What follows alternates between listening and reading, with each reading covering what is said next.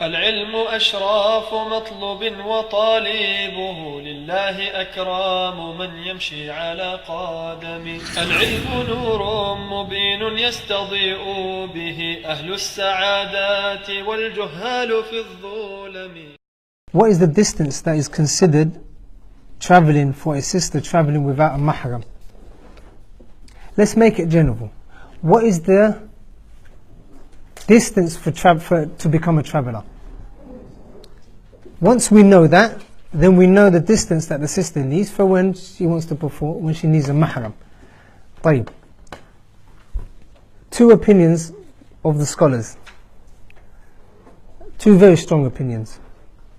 The first opinion is 48 kilometers, which 78 kilometers or 80 kilometers, which becomes about 48 plus miles, if I remember correctly. So that first opinion, they designate or they specify a specific distance, whereby if that person passes that distance, or if they are going to pass that distance, then they are considered to be a traveler. The second opinion is al-urf. When you look at the urf, the custom of the people, what is considered traveling and what isn't considered traveling, without specifically looking at distance. So for example, if a person goes to for a person that's living in East London, it may be quicker for them to get to Luton than it would be to get to what? West London, in certain parts of West London. Due to traffic, getting from East London, from one side of East London to West London, it might take you 2 hours, hour and 40 minutes or so also. Like to get from one side of East London to Luton probably take you about an hour. So they say we look at the urf. Now if you look at our urf and our custom, we don't see West London to be travelling. Like we see Luton to be what?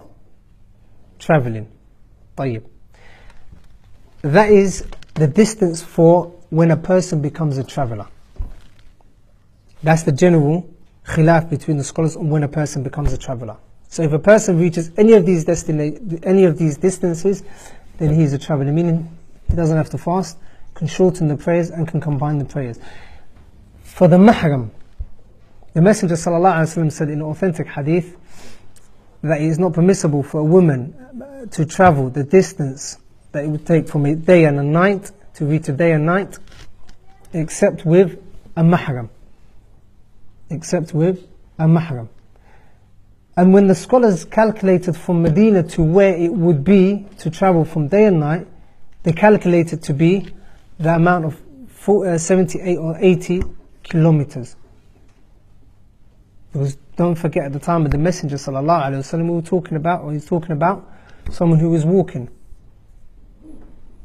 So the distance that is wajib for a sister to find a mahram is the same distance that a person becomes a traveller with. So for example, a person wants to go from here to Birmingham, here to Luton, here to Manchester.